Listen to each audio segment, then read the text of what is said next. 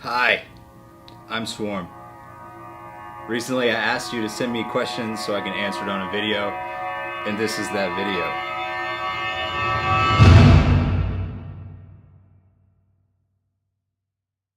Recently I asked you guys to send in questions about This Is the End or about anything in general, and I'm going to go ahead and answer those now. So I'm going to hop right into that. Starting now.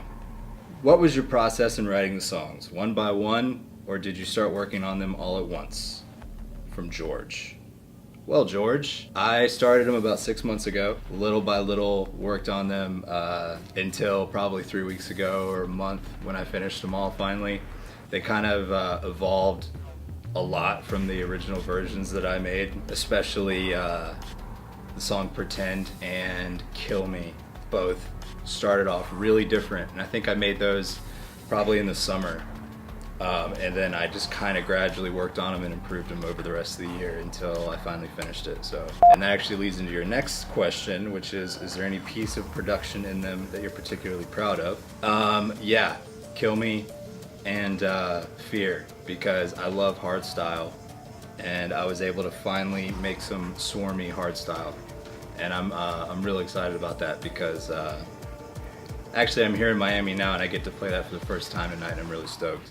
All right, from Sean, Droolface, where do you get your dark inspiration from? Well, I'll actually be serious with this one. Various personal things that I've been through in my life, especially in my 20s. That's where the dark stuff comes from, but I've always been kind of obsessed with like that kind of stuff, so it's not anything really new. Now I'm just applying it to music, where before it was like pictures and like I did like horror photography and stuff, but now it's music. So what do you like to do to start a track? That can vary really greatly. I could hear a sound, especially like industrial noises like machinery and metal, that could inspire me to start a song, but I usually start with a drop. I try to get something cool going, and you guys will hear with This Is the End. I did a lot of like hardcore and metal inspired stuff. It's still all digital, but it draws inspiration from my background in metal.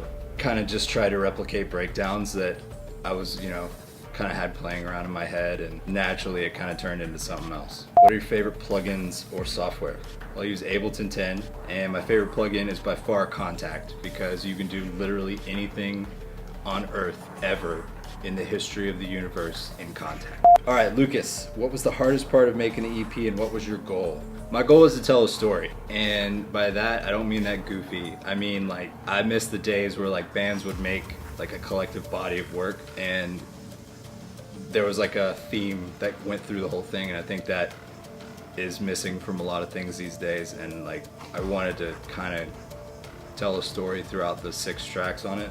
I think I accomplished that goal. You'll have to tell me though. The hardest part of making the EP, I would say probably the making like them all cohesively the same.